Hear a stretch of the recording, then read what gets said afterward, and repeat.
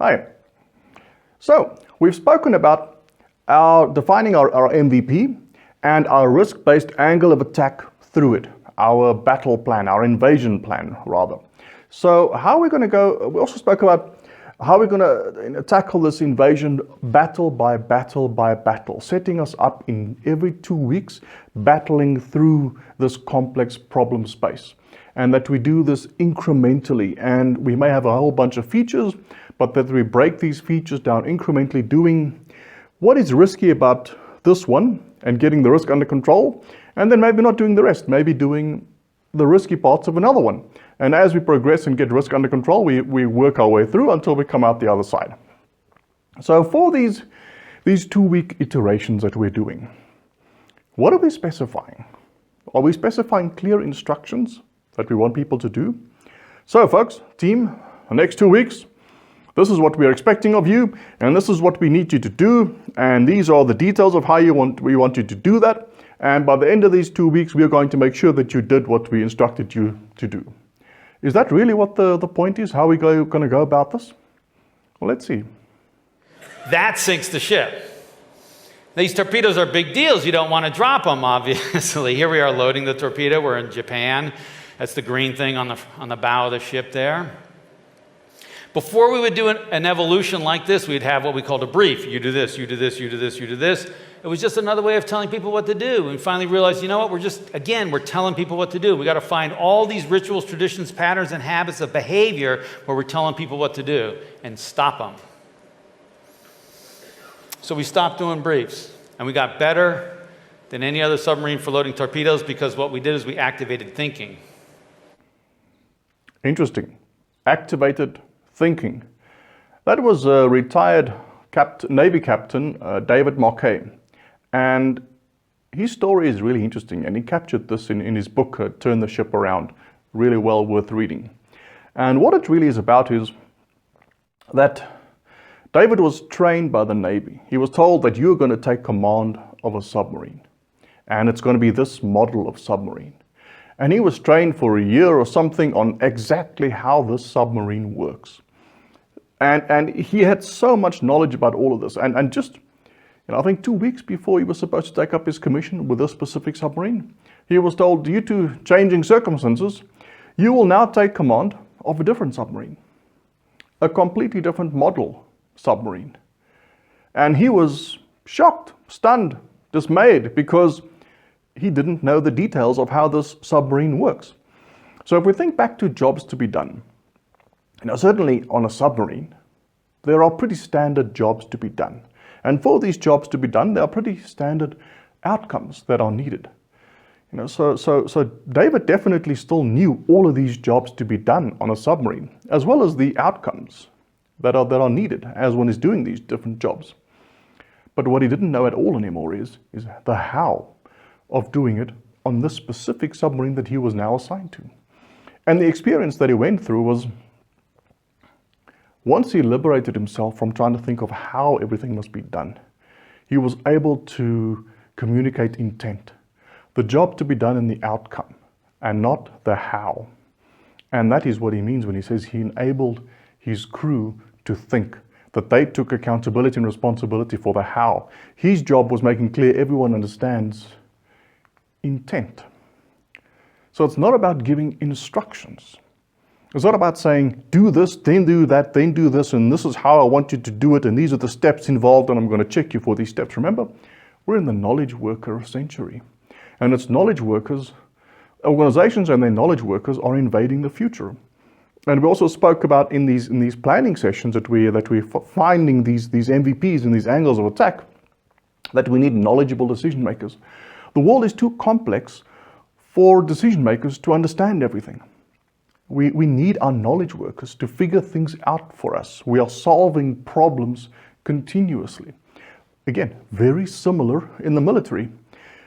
When we have communication of intent, such as the following: you take out the bridges, you take out the civil buildings, and you take out the airports, and we're going to meet somewhere in the capital of this country that we're invading within 3 weeks, and this is how you depend upon each other. And this is how we discussed how we depend upon each other. Now, the general doesn't say, you're going to take out the harbors and you're going to do it in the following way. John is going to progress 20 meters and then Peter is going to progress 50 meters. You're going to use these type of guns in this type of way. You're going to use these form. It doesn't know all those details. Cannot know all those details. But intent is clear. This is what is expected of you. Others depend upon you. Do you believe this is possible? And that part of the army says, yes, we believe this is possible.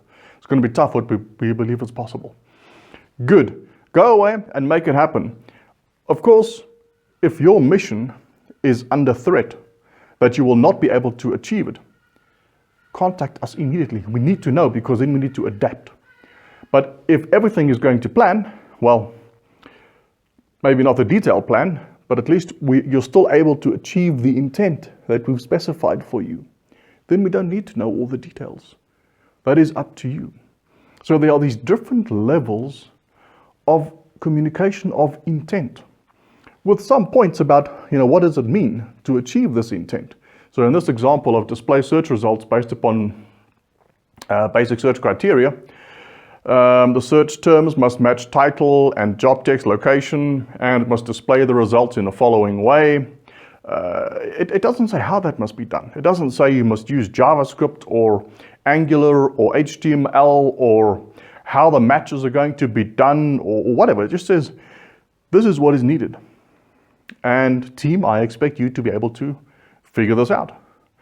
And if you cannot figure this out, let me know quickly if it's going to be a problem in terms of the intent and the timeframes that we've discussed and agreed together. So it's about intent and not about instructions. So how do we go about this? How do we set about doing this efficiently? Having our problem statement, then having our features, and being able to incrementally, break these features down. So we decided that the first feature is a higher risk one we have to tackle now, therefore we need to break it down. We don't necessarily need to break the other ones down yet. Not necessary, we're focusing on this now. Economy of force, massive force, this is what we're focusing on now, simplicity. And also, no plan survives engagement with the enemy. So there's no point in planning all this other detail. Who knows what's going to happen in the first couple of iterations. So we only focus on that now. Then we execute, and as we're executing, we can start preparing for the next mission, the next 2 weeks, the next iteration. And we execute that, and as we do that, we can start preparing for the next mission. And as we progress, we become more certain about our environment and circumstances, and we can get much more confidence as we progress. So how do we go about this? I mean, isn't it tricky to sort of break up these features into sub-features to whatever level is required, and what level is required, and how far should we go? So just a quick example of how to think about this. So let's say the feature that we're interested in this instance is, as a job searcher, I want to type keywords for a job into a search box and then view matching jobs. Fantastic. Okay, so that's the high level intent. And how am I, as the commander of this mission, going to, as product management, whatever the case may be, going to check whether I'm happy? How am I going to check whether the intent has been achieved? Well, I need to go and specify some acceptance criteria, some criteria whereby we can determine whether the intent of this mission has been achieved. And for this instance, it might be something like, again, the search terms. They must be matched against these specific fields, against job title, text, and location, and so forth. That's what they mean, matched against these search terms. One must be able to use Google-type search modifiers like pluses for having to be there and minuses for something that must not be there in terms of the search terms. One must be able to display the results in a certain way, and maybe include all kinds of different fields in the displayed results. And we want to be able to order these results in different ways.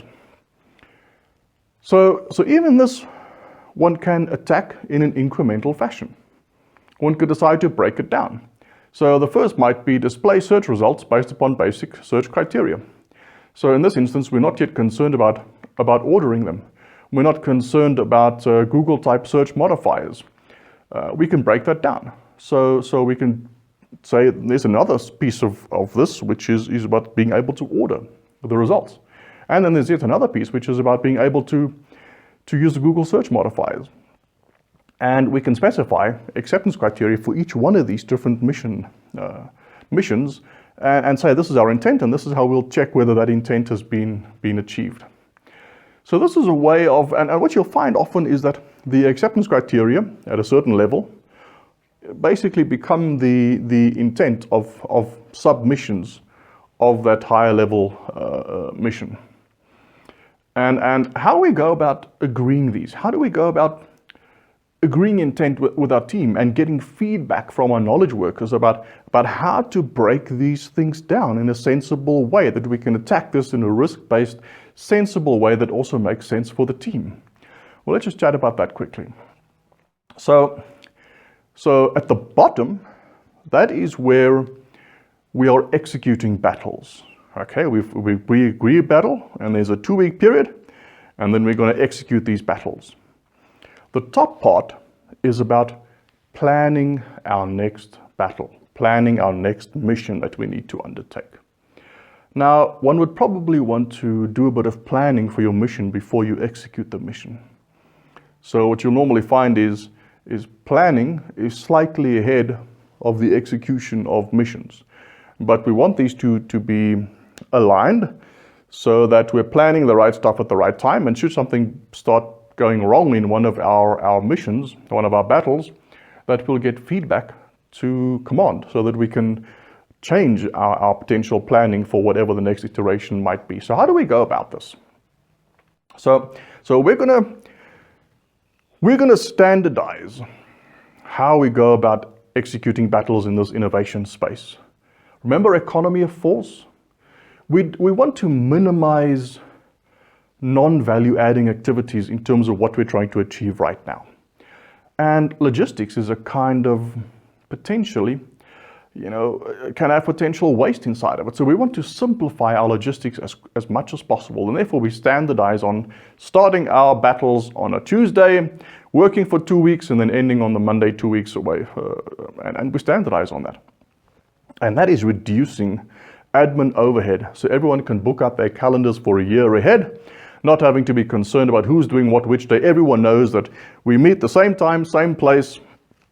We have the same kind of input, the same kind of moderation, the same kind of output of these planning sessions that we have to prepare for our missions, our battles. So every second Tuesday, we plan the next mission and then execute it.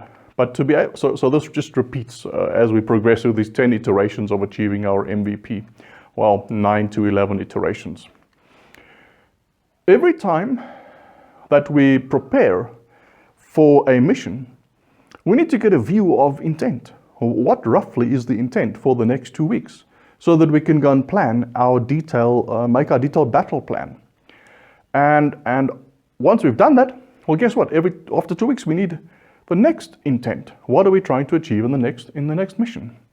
So how do we go about making sure that this is smooth, that every 2 weeks we have clear intent which the team understands and agrees to, and are able to plan how they're going to execute the next battle? Well, what we do is, as stated before, planning is always a little bit ahead of execution, which makes sense, logical. But after the Tuesday that we plan the next detailed battle, on the Wednesday, we get together our planning council. And what they do is they discuss how the previous battle went, review what was taken on in this battle, and then start talking about what are the candidates, our candidates for intent for our next battle. Assuming this battle goes well, what should we tackle next? And this is where we discuss risk. Whether it be product or process risk or underlying technical risk, we need to discuss what are the current risks we're facing and what should we tackle next and why. And the output of this planning council, and you need to think about which are the knowledgeable decision makers you need in that planning council to be providing value into what should we tackle next and why. And the output of this planning council is not set in stone. It is a candidate list. Okay, so we prepare this candidate list, which is our potential intent for the next mission, next battle that we're going to undertake. Now, the team is a critical part of being able to achieve this next mission. So we're not going to create this mission intent in isolation, because the planning council is probably not going to be the ones who are going to undertake this battle. We need to speak to the actual people that have the detailed skills and knowledge, and make sure that they agree with this battle intent, this mission intent. Okay, so every 2 weeks after our Tuesday starting of the next battle, we have on the Wednesday agreeing the candidate list for the next potential battle. After the Wednesday, on the next day, the Thursday, this candidate list is taken to the team in, let's say, a 1 hour afternoon session to say, team, we know that you are busy with your current 2-week mission, but this is our candidate list of the intent for the next 2 weeks. What is uncertain here? What are your concerns? Do you believe this is feasible? Might it be possible to achieve this in 2 weeks? How is it looking? Should we change things? Are they not clear? Are you concerned? Are there risks that we haven't maybe taken into account yet? Do you have different suggestions about what our intent should be? And we take this into account and it is discussed. And that gives those that focus on planning time to go and panel beat this, to work at this plan for the next 2 weeks. And the next Thursday, a week later, we take it to the team again and say, thank you for your input from last Thursday. This is how we adapted our intent for the next 2 weeks. Does it make more sense now? Do you agree? Does it seem feasible? Is it doable? Is it something you're willing to take on? Does it make sense? And the team then gives their input again, and that gives them still another 2 days to prepare for the next Tuesday, which is the detailed battle planning. So the team then has clarity, those little sort of greenish, turquoise colored dots. Those are the ones which now intent has been clarified, team understands and agrees, and we believe this is probably possible within 2 weeks. So on the Tuesday, the team can then take that mission intent and break it down into specific things that they need to do, which is their responsibility. They're accountable for achieving that mission intent, and how they go about it is up to them. How they coordinate is up to them. The only thing that they must do is either complete the mission and meet the intent and the acceptance criteria of the intent, or if they feel they're going to fail, to as quickly as possible give feedback and say, this is not going to work, we're going to fail. And taking that into account, what should we do now? What should we do for the remainder of this 2 weeks? Because we've realized on day 4 that this is not going to work, we're going to fail. And taking that into account, what should we do with the remainder of the 6 days left to us? And of course, we're still having these backlog grooming sessions. That's what we call them, backlog grooming sessions, apologies.